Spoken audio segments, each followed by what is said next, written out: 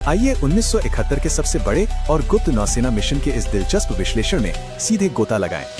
सोचने वाली बात है, बिना एक भी गोली चले रातों रात 45 बड़े जहाज आखिर कैसे तबाह हो गए।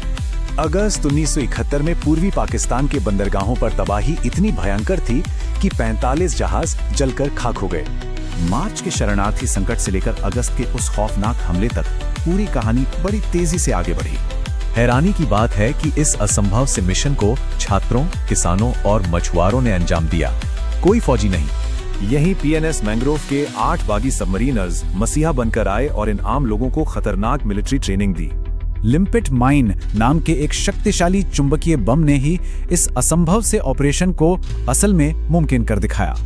पानी के अंदर चुपचाप तैरकर बॉम्ब चिपकाना और सेफ्टी पिन खींचना, पिन हटते ही मौत की उल्टी गिनती शुरू। सबसे बड़ा डर केमिकल टाइमर का था। पानी का तापमान बदलते ही इसके समय से पहले फटने का खतरा रहता।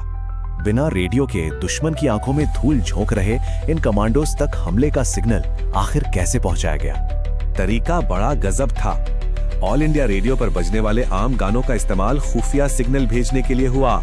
सिग्नल मिलते ही चटगांव, मुंगला, चांदपुर और नारायणगंज, इन चारों बंदरगाहों पर एक साथ हमले की पूरी तैयारी कर ली गई। 14 अगस्त की वो काली और बारिश वाली आधी रात थी जब इस खौफनाक और सटीक मिशन की शुरुआत हुई। दुश्मन की सर्च लाइट से बचने के लिए शरीर पर ग्रीस पोता और पानी के नीचे पतली नली से सांस ली। टाइमर सिर्फ 45 मिनट का था, मतलब बम लगाकर जान बचाकर भागने के लिए बहुत ही कम समय मिला था।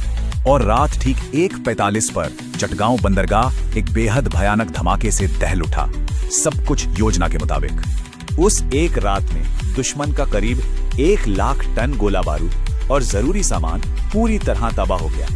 इस हमले ने दुश्मन की सप्लाई लाइनें और मनोबल दोनों तोड़ दिए। यहीं से दिसंबर के आत्मसमर्पण का रास्ता खुला। सचमुच ये एक खामोश युद्ध था।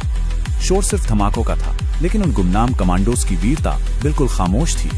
इस विश्लेषण से एक बात दिमाग में आती है, इतिहास के पन्नों में ऐसे और कितने खामोश मिशन दफन होंगे।